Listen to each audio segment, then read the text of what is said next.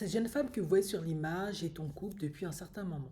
Et elle parle de mariage avec son partenaire, même son fiancé, on peut dire. Sauf qu'ils n'ont pas de richesse générationnelle. En gros, ils ne viennent pas de famille riche. Ils n'ont pas d'héritage.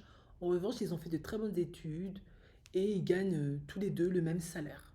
Par conséquent, ils se sont dit, si jamais on doit divorcer ou il y a un problème, ce serait bien que l'on ne soit pas tous les deux perdants, que l'on soit tous les deux protégés. Du coup, ils sont partis voir un avocat afin que l'avocat leur donne les meilleurs conseils. Et elle a été profondément choquée parce que l'avocat lui a dit: Ok, je vais vous donner les conseils et les meilleures recommandations pour protéger les actifs de votre fiancé. Et elle a complètement vrillé parce qu'elle s'est dit: Mais comment ça, protéger les actifs de mon fiancé? On vient tous les deux. L'objectif, c'est de nous protéger tous les deux. Bon, c'est là où elle explique ben, les nanas, parce que c'est un homme, on a besoin de vous pour être avocate, médecin, pour protéger nos intérêts. Bon, moi, je vais me faire un peu l'avocate du diable.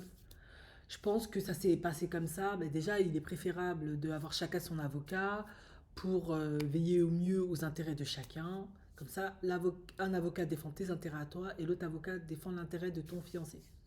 Après, je pense que lui, il s'est basé sur ses expériences et sur les statistiques. Même si aujourd'hui vous gagnez les mêmes revenus, il est très probable, à mon sens, que vous allez avoir des enfants. La personne qui est beaucoup plus susceptible de rester à la maison s'occuper des enfants, c'est la femme. Par conséquent, lorsqu'elle arrête de travailler ou que elle travaille plus pendant un moment où elle réduit ses heures, elle gagne beaucoup moins que l'homme. Et avec le temps, parfois selon euh, comment va se passer la grossesse, son espace avec les enfants, tout ça, il se peut qu'elle travaille pas plus du tout ou pendant de très nombreuses années.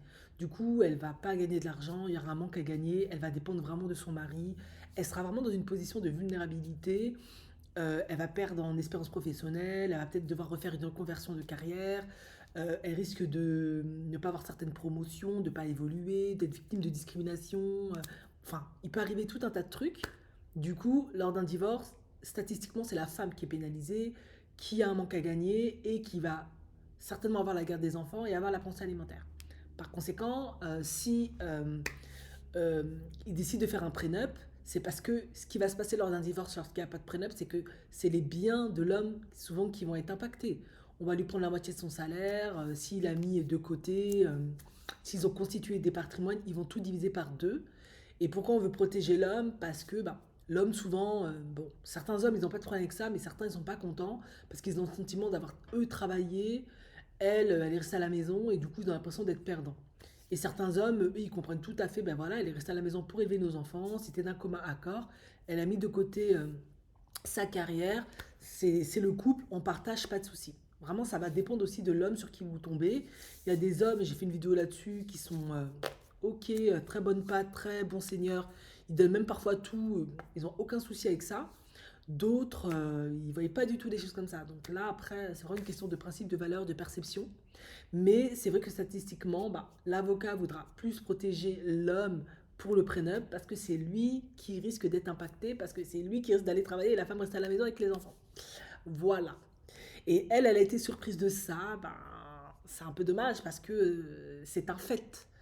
Euh, Après, en tant que femme, moi je comprends tout à fait les femmes qui réclament leurs droits, hein. Quand tu restes à la maison de t'occuper des enfants, c'est pas évident. Tu as fait la cuisine, tu as maintenu tout, l'organisation, tu as fait sa lessive, machin, machin, machin. Je sais que beaucoup d'hommes, eux, ils comprennent pas le pourquoi du comment tu réclames des trucs, mais voilà. C'est parce que tu étais là que ça a certainement donné ça. Peut-être que s'il n'avait pas eu de femme, cet homme n'aurait peut-être pas pu en faire autant parce qu'il aurait dû faire face à la solitude, faire sa cuisine tout seul, son ménage, prendre soin de lui. Peut-être, ça l'aurait peut-être déséquilibré. Certains hommes, ils n'ont pas de problème, ils arrivent à fonctionner seuls.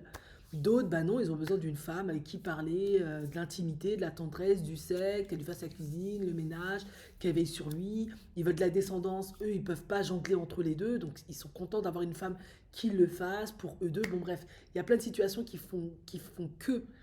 Mais tous les hommes ne voient pas ça comme ça. Ils se disent, bah, t'as fait tout ça, mais je m'en fous, quoi.